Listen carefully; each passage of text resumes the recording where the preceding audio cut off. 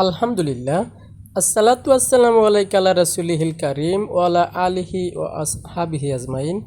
প্রিয় ইবতিদায়ী তৃতীয় শ্রেণীর শিক্ষার্থীরা, আজকে আমরা আপনাদের পাঠ্য বইয়ের ১৬ নম্বর পাঠ থেকে আলোচনা করব। ১৬ নম্বর পাঠে বলা হচ্ছে গণনা করতে হবে কত পর্যন্ত, ২৬ থেকে ৫০ পর্যন্ত। তো চলুন আমরা গণনা করে আসি। প্রথমে লেখা আছে ২৬। ২৬কে আরবিতে কি বলে? সিত্তু ওয়া ইশরুনা। ২৭ সাবউ ওয়া ইশরুনা। ২৮ সামানিউ ওয়া ইশরুনা। ২৯ তিসউ ওয়া ইশরুনা। ৩০ সালাসুনা।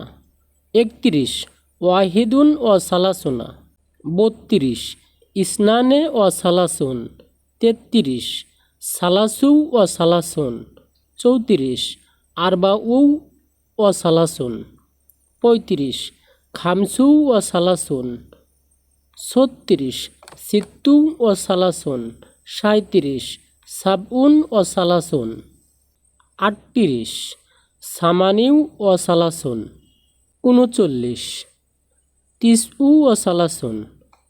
৪০ আরবাউন। ৪১ ওয়াহিদু ওয়া আরবাউন। ৪২ ইসনানে ওয়া আরবাউন। ৪৩ সালাসু ওয়া আরবাউন। ৪৪ আরবাউ ওয়া আরবাউন। ৪৫ খামসু ওয়া আরবাউন। ৪৬ সিত্তু ওয়া আরবাউন। ৪৭ সাবউ ওয়া আরবাউন। ৪৮ সামানিউ ওয়া আরবাউন। ৪৯ তিসউ ওয়া আরবাউন। ৫০ খামসুন। তো প্রিয় শিক্ষার্থীরা, আমরা এবার আপনাদের অনুশীলনীতে চলে যাব। আর অনুশীলনীতে গেলে আপনাদের সুবিধার্থে কিছু জায়গায় আমাদের গাইডের হেল্প নিতে হবে, কেননা আপনাদের তো লিখে আমাদেরকে দেখাতে হবে, তাই না? তো চলুন আমরা কতদূর দেখা যাক গাইড ছাড়াই আলোচনা করতে পারি। লেখা আছে সিত্তু ও ইশরুনা অর্থাৎ ২৬, সালাসুন ৩০, সালাসু ও ইশরুন অর্থাৎ ২৩, সিত্তু ও আরবাউন ৪৬, সামানিউ ও আরবাউন অর্থাৎ ৪৮, তিসউন ও আরবাউন অর্থাৎ ৪৯, সাবউন সালাসুন অর্থাৎ ৩৭। বাদাগে বলা হচ্ছে পড়তে হবে এবং লিখতে হবে, আকরাউ ও আক্তুবুল আদাদা। তো চলুন আমরা বাদাগটাও সেরে ফেলি। বাদাগে প্রথমে কত লেখা আছে? ২৭, তাই না? ২৭কে আরবিতে কি বলে? সাবউ আইশরুনা অর্থাৎ ২৭। পরবর্তীতে লেখা আছে ৩৩, সালাসু ও সালাসুন। লেখা আছে ৩৭, সাবউ ও সালাসুন। লেখা আছে ৪১, তাই না? ৪১কে আরবিতে কি বলে? ওয়াহিদু ও আরবাউন।